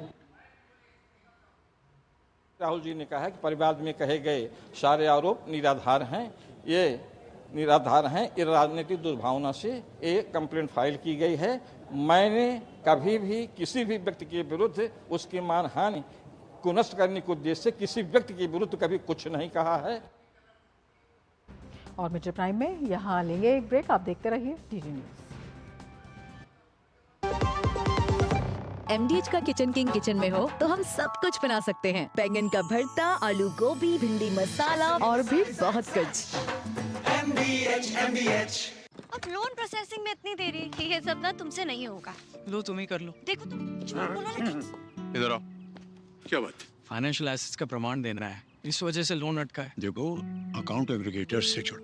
अकाउंट एग्रीगेटर बैंक इत्यादि के पास उपलब्ध आपकी वित्तीय जानकारी को आपकी स्पष्ट सहमति से ऋण देने वाली वित्तीय संस्थाओं से साझा करता है। पापा, it was so easy. RBI कहता है जानकार बनिए, सतर्क रहिए। चुटकुला समझ नहीं आया? समझ तो ये नहीं आता कि खेत धान का या खरपतवार का। तो इसमें समझना क्या है दोस्त? ले आओ धान के खरपतवारों का स्पेशलिस्ट ग्रीन लेबल। IIL के ट्रैक्टर ब्रांड का ग्रीन लेबल, धान के खरपतवारों का स्पेशलिस्ट। ब्रेक के बाद फिर से आपका स्वागत है। मुंबई में लगातार रात भर हुई भारी बारिश पर विराम लग गया है, जिससे लोगों को थोड़ी राहत मिली है।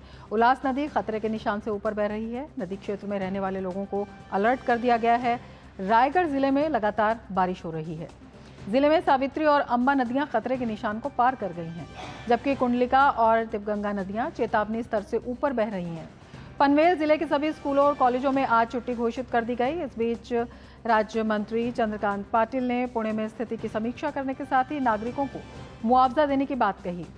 सतारा जिले में जारी बारिश और अलर्ट को देखते हुए 28 जुलाई तक पर्यटकों के झरने पर जाने पर रोक लगा दी गई है।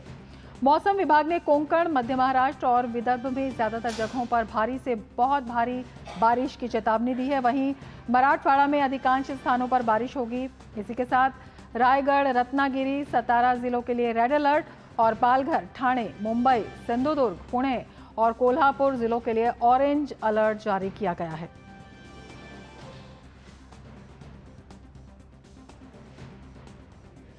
गुजरात में जोरदार बारिश से लोगों का हाल बेहाल है। कच्छ और सौराष्ट्र में सबसे ज्यादा बारिश हो रही है। वहीं गुजरात में औसत बारिश 53.25% हो चुकी है। इसी के साथ कच्छ में अब तक 75% बारिश हो चुकी है। और बात करें सौराष्ट्र की, जहां 73% बारिश हुई है। दक्षिण गुजरात में भी 63.07% बारिश हुई है। तो वहीं उत्तरी गुजरात और पूर्व मध्य गुजरात में वर्षा कम हुई है। इन दोनों जोन में करीब अब तक 30% बारिश हो चुकी है। आपको बता दें, इस बाढ़ और बारिश की वजह से अब तक 63 लोगों की मौत हो चुकी है।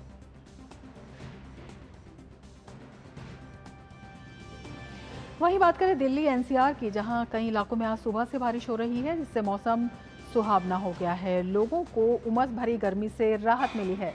बारिश के कारण मोतीबाग, धौला कुआं के नजदीक रिंग रोड और कई अन्य इलाकों में जलभराव की समस्या देखने को मिली। इससे अधिकतम तापमान 35 और न्यूनतम तापमान 27 डिग्री सेल्सियस दर्ज किया जा सकता है। हालांकि मौसम विभाग का बारिश का पूर्वानुमान कमजोर साबित हो रहा है। कल के लिए भी मौसम विभाग ने बारिश का येलो अलर्ट जारी किया था, लेकिन उसके मुताबिक बारिश नहीं हुई। उत्तराखंड में भी मानसून की वर्षा का दौर जारी है। ऐसे में मौसम विभाग ने देहरादून और बागेश्वर में भारी वर्षा होने का अनुमान जताया है। इसके लिए ऑरेंज अलर्ट जारी किया गया है। अल्मोड़ा, चंपावत और ऊधम सिंह नगर में अनेक स्थानों पर हल्की से मध्यम गति अथवा गरज के साथ वर्षा हो सकती है।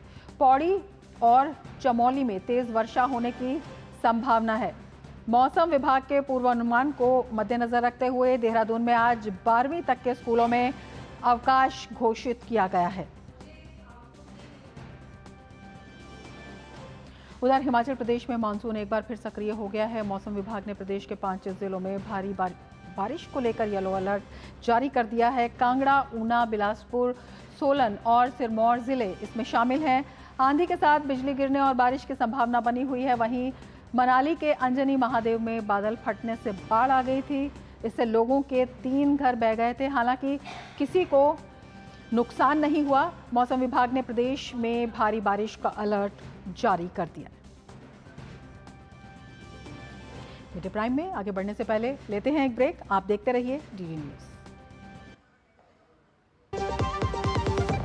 अब आया असली स्वाद। अब आया स्वाद। जब स्वाद के पड़े हो लाले तो MDH का चंकी चाट मसाला डालें। MDH का Chunky chaat masala. MDH।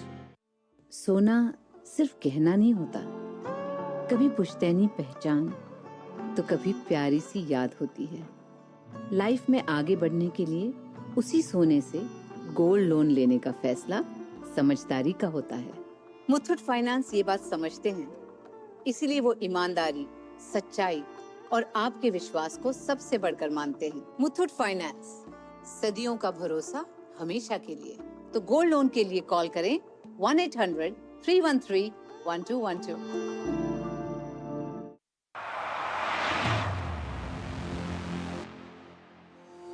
Hi bro, how's your week? यार सिविल का तो तुझे पता ही है, same old routine. What about yours? Mine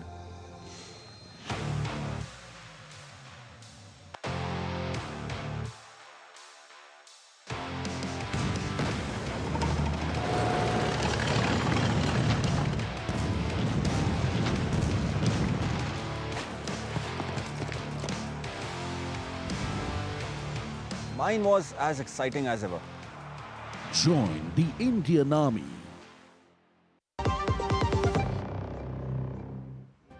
के बाद फिर से आपका स्वागत है। भारतीय जनता पार्टी के वरिष्ठ नेता प्रभात झा का निधन हो गया है। मध्य प्रदेश बीजेपी के पूर्व अध्यक्ष और पूर्व राज्यसभा सांसद प्रभात झा ने आज गुरुग्राम के एक निजी अस्पताल में अंतिम सांस ली। वो काफ़ी लंबे समय से बीमार चल रहे थे। प्रभात झा ने अपने राजनीतिक जीवन में देश की राजनीति में महत्वपूर्ण योगदान दिया और वे बीजेपी के महत्वपूर्ण पदों पर रह चुके थे। वो भारतीय जनता पार्टी के राष्ट्रीय उपाध्यक्ष भी रह चुके थे। प्रधानमंत्री नरेंद्र मोदी ने भाजपा नेता प्रभात झा के निधन पर दुख जताया। उन्होंने एक्स पर कहा, भाजपा के वरिष्ठ नेता और पूर्व सांसद प्रभात झा जी के निधन से अत्यंत दुख हुआ है। मैंने उनकी कार्यशैली को बहुत करीब से देखा है कि संगठन को सशक्त बनाने में उन्होंने किस प्रकार सक्रिय भूमिका निभाई।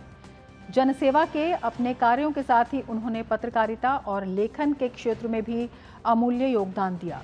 शोक की इस घड़ी में उनके परिजनों और प्रशंसकों को मेरी संवेदनाएं। ओम शांति।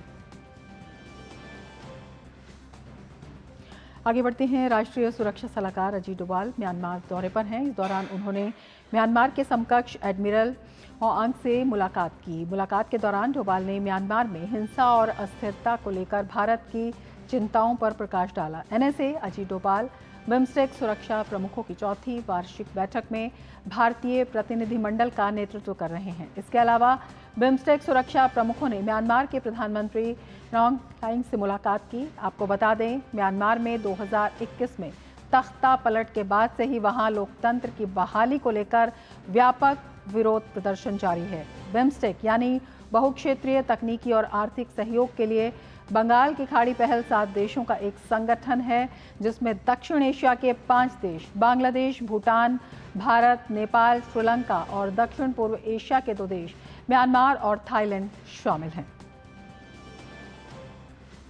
और अब बात करते हैं आम बजट की।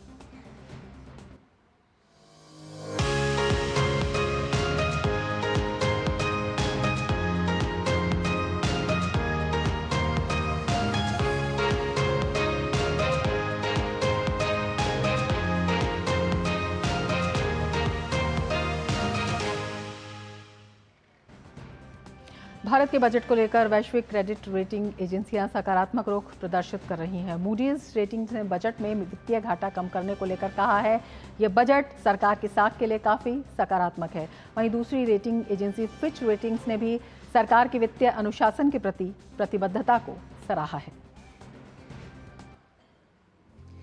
वैश्विक क्रेडिट रेटिंग एजेंसियों ने वित्त वर्ष 2024-25 के भारत के बजट की तारीफ की है और सरकार के वित्तीय घाटा कम करने की प्रतिबद्धता की सराहना की है।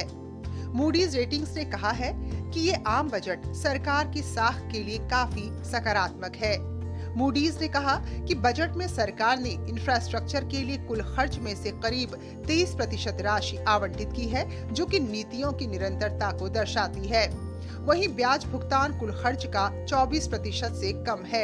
इस हिसाब से पूरा बजट क्रेडिट पॉजिटिव है।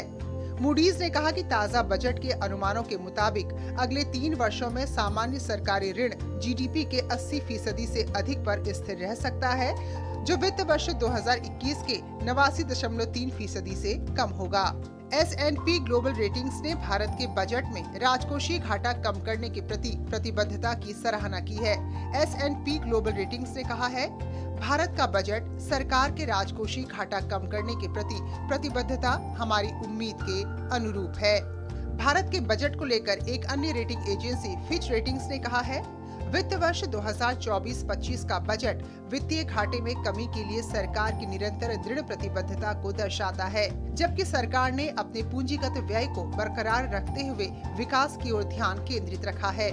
फिच ने आगे कहा है कि वित्तीय अनुशासन से भारत का डेब्ट रेशियो मध्यम अवधि में नीचे आएगा और ये भारत की क्रेडिट प्रोफाइल को मजबूत करेगा। सरकार ने चालू वित्त वर्ष के लिए राजकोषीय घाटे का लक्ष्य जीडीपी का 4.9% रखा है, जो कि अंतरिम बजट में निर्धारित किए गए 5.1% से कम है। वित्त मंत्रालय ने वित्त वर्ष 2025-26 तक राजकोषीय घाटा जीडीपी का 4.5% करने के अपने लक्ष्य को प्राप्त करने की उम्मीद जताई है, जो देश में निवेश के माहौल को और भी बेहतर बनाएगा। Bureau report, DD news. और मेजर प्राइम में अब वक्त है एक ब्रेक का। आप देखते रहिए डीडी न्यूज। आपके घर के खाने में रेस्टोरेंट जैसा स्वाद ले आए MDH का शाही पनीर मसाला। पनीर को क्या मस्त बना डाला। ऐसा कौन सा खजाना हाथ में लगा है? खजाना नहीं, मिशन मिल गया है हम सबकी जीत का। भारत में बना आधुनिक कीटनाशक, जिसकी बेजोड़ क्वालिटी से मिले फसल की बेहतरीन पैदावार। IIL के ट्रैक्टर ब्रांड का मिशन है तो जीत पक्की। बात जब पीढ़ियों के लिए बनने वाले घर की हो तो जिम्मेदारी बड़ी हो जाती है। गैलेंट समझता है ये जिम्मेदारी। अब MM रिब्स के साथ गैलेंट एडवांस TMT रीबार, निर्माण का रियल हीरो। ब्रेक के बाद फिर से आपका स्वागत है और अब बात करेंगे खेल की। और खेल की खबरों के साथ सुचित्रा हमारे साथ जुड़ चुकी हैं। सुचित्रा, क्या कुछ खास खेल की खबरों में आज? शुक्रिया रमा। सबकी नज़र आज पेरिस पर है, क्योंकि आज से पेरिस ओलंपिक शुरू हो रहे हैं। तो दुनिया के सबसे बड़े खेल महाकुंभ पेरिस ओलंपिक की आज से औपचारिक शुरुआत होने जा रही है। ओलंपिक खेलों के इतिहास में पहली बार उद्घाटन समारोह का आयोजन स्टेडियम में न होकर सेन नदी के किनारे पर किया जा रहा है। पेरिस तीसरी बार ओलंपिक खेलों का आयोजन कर रहा है। 26 जुलाई से 11 अगस्त तक पेरिस में आयोजित हो रहे इन खेलों में भारत ने 117 खिलाड़ियों का दल भेजा है।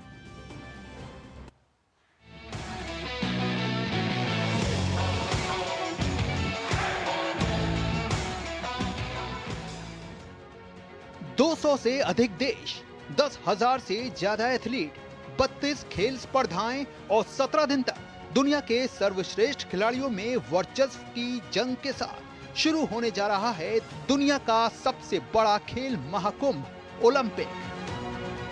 पेरिस में शुक्रवार को उद्घाटन समारोह के साथ ही ओलंपिक की औपचारिक शुरुआत हो जाएगी।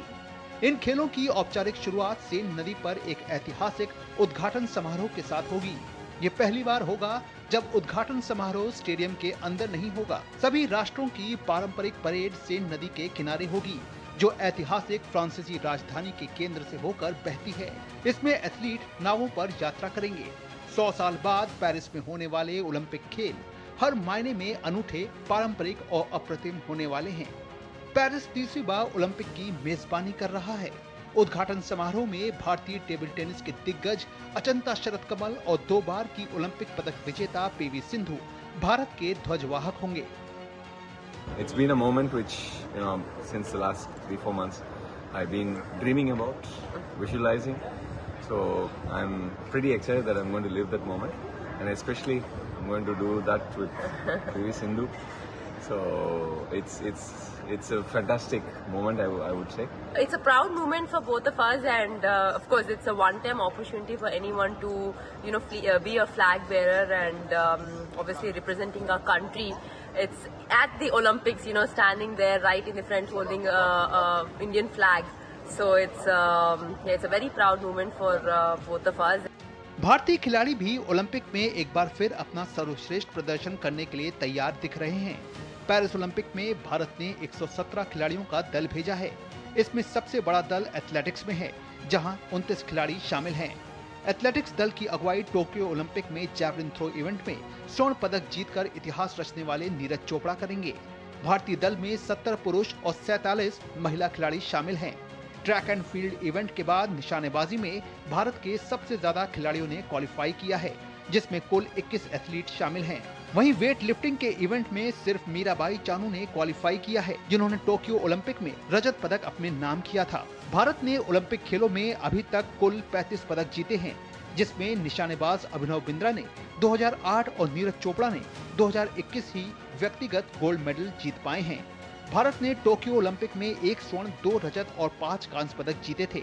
ये भारत का ओलंपिक इतिहास का सर्वश्रेष्ठ प्रदर्शन था। भारतीय एथलीट ओलंपिक खेलों में अपना सर्वश्रेष्ठ प्रदर्शन करने के लिए तैयार हैं, जहां उनका लक्ष्य पदकों की संख्या को दोहरे अंक में पहुंचाना होगा।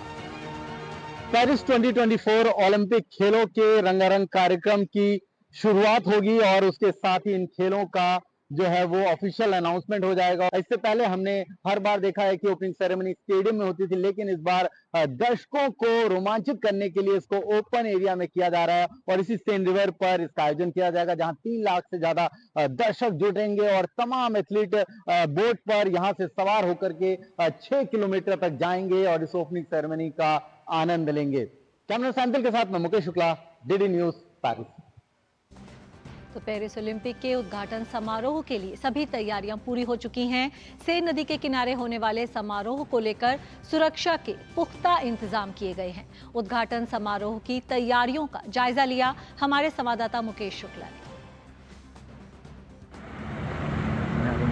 पेरिस ओलंपिक को लेकर के तैयारियां पूरे जोर शोर से की जा रही हैं और ओपनिंग सेरेमनी के लिए यहाँ पर सिक्योरिटी जो है वो हाई अलर्ट पे है। जैसा कि आपने देखा सेन रिवर पर किस तरह का पूरा माहौल है, ये ओपनिंग सेरेमनी के लिए है। और यहाँ देखिए ओलंपिक्स के लेकर के ये बोट्स यहाँ पर चल रही हैं और साथ ही साथ पुलिस की जो यहाँ पर तैनाती है वो पूरे जोर शोर से की गई है।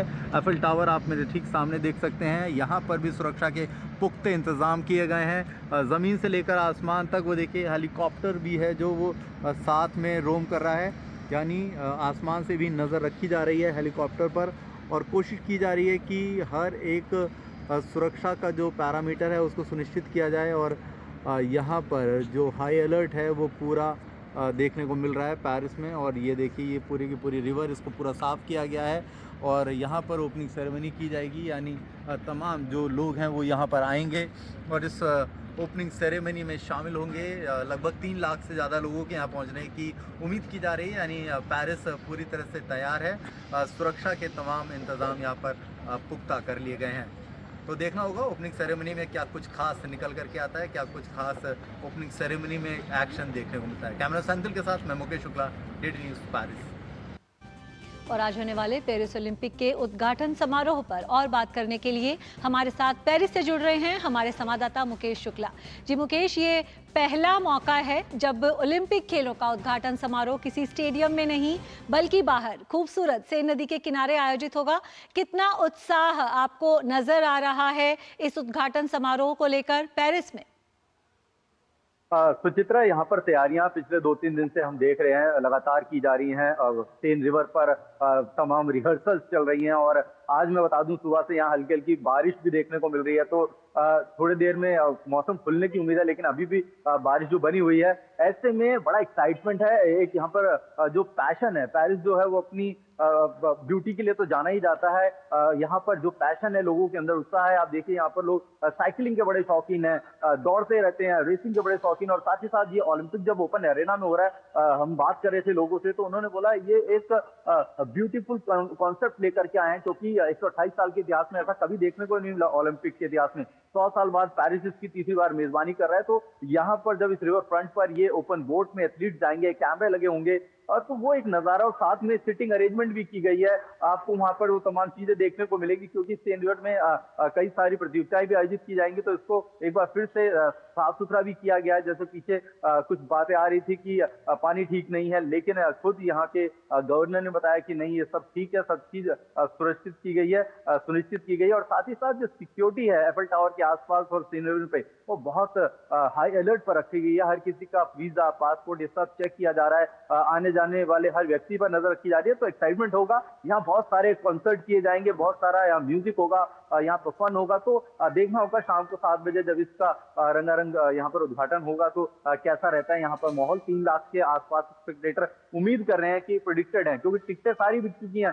कोई भी किसी तरह का कोई कॉम्प्लीमेंट्री या कोई सोच रहा हो कुछ मिलेगा तो कुछ नहीं है। हमने कल जाकर के जब पूछा तो बोला ऑलरेडी सब चीज सोल्ड आउट है, और लोगों को एलोकेशन दे दी गई, उनको कहाँ सिटिंग अरेंजमेंट लेना है, कहाँ वो खड़े होकर के इसका आनंद ले सकते। बिल्कुल। और अगर हम खास आकर्षण की बात करें मुकेश, बहुत बेहद राज रखा गया एक तरह से, फिर भी कुछ खबरें छनकर आपके पास आई हों, क्या आज खास आकर्षण हमें देखने को मिल सकता है इस उद्घाटन समारोह में?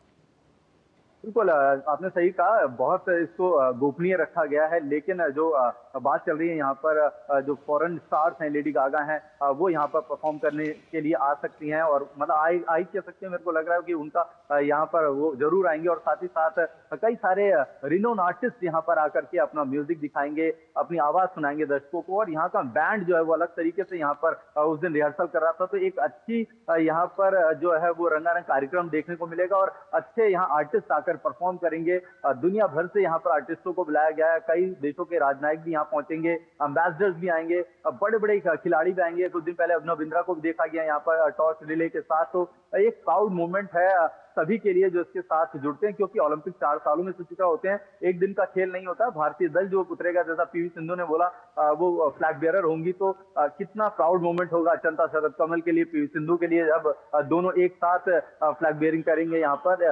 तो यहाँ से शुरुआत हो जाएगी इन खेलों की। भारत ने जैसे आर्चरी में अपना पोटेंशियल दिखाया है, शुरू किया है। 27 तारीख से हॉकी के मुकाबले होंगे, उसके बाद एक्शन देखने को मिलेगा शूटिंग में। तो फिर पदकों की तरफ मूव करेंगे, कौन सी कंट्री होड़ में आगे निकलती है और कौन से देश के कैंडिडेट्स को या उनके खिलाड़ियों को पदक मिलते हैं, और भारत क्या पिछले पदकों की संख्या में इजाफा करता है, इस पर सबकी नजर है। बिल्कुल, लैंगिक समानता की आपने बात की, पीवी सिंधु, शरद कमल आज हमारे ध्वजवाहक होने जा रहे हैं। कितना अहम आप मानते हैं, उद्घाटन समारोह में ही इसकी बानगी देखने को मिलेगी, किस तरह से लैंगिक समानता पर जोर दिया गया है पेरिस ओलंपिक में? और हम उम्मीद करें भारत के लिए भी जो 117 खिलाड़ियों का दल भेजा है भारत ने, पदक जीतने के मामले में भी हमें लैंगिक समानता नजर आएगी। भारत के बेटे और बेटियां दोनों ही बराबरी से पदक जीतेंगे भारत के लिए। बिल्कुल, देखिए भारत के जो हमारे खिलाड़ी हैं, चाहे वो महिला और पुरुष हों, जिन्होंने समय समय पर अपनी बानगी दिखाई है, समय समय पर करके दिखाया है। मीराबाई चानू को आप देखिए कितना उनके अंदर कौशल है, वो एक अकेली वेट लिफ्टर है जो इसमें पार्टिसिपेट कर रही हैं। ऐसी रेसलिंग में 5 महिला खिलाड़ी उतरेंगी विनेश फोगाट की अगुवाई में। बॉक्सिंग में हम देखेंगे अच्छा एक्शन मिलेगा।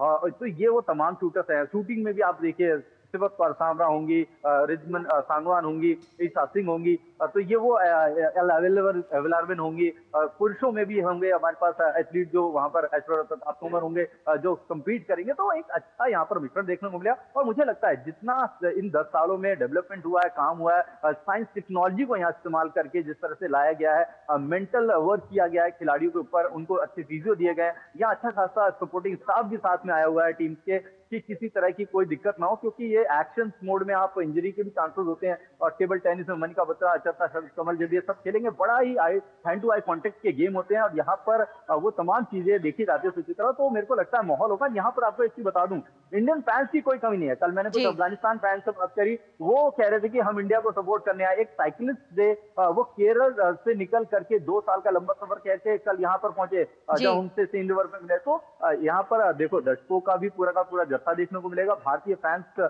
यहाँ पर उत्साह बढ़ाने के लिए पहुंच चुके हैं। तो अब लाइव एक्शन में देखना होगा कि बाजी कौन मार। बिल्कुल लाइव एक्शन देखना होगा। लेकिन बड़ी खबर यही है कि आज से पेरिस ओलंपिक खेलों की औपचारिक शुरुआत हो रही है। बहुत बहुत शुक्रिया मुकेश हमारे साथ जुड़ने के लिए और ये सारी जानकारी साझा करने के लिए। तो खेल की खबरों में फिलहाल इतना ही। वापस चलते हैं रमा के पास। बहुत शुक्रिया सुचित्रा तमाम जानकारी के लिए। इसके साथ ही मिड डे प्राइम में फिलहाल इतना ही। दीजिए इजाजत, नमस्कार।